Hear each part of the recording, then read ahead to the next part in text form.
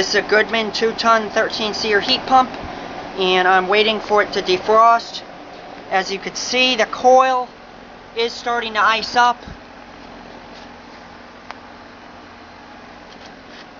A little bit.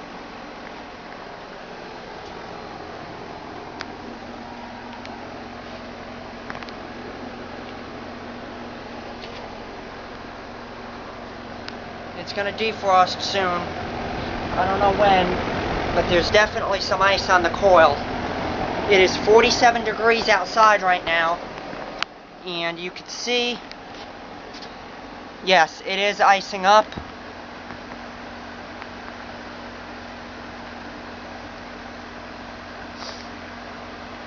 Just waiting on it to defrost.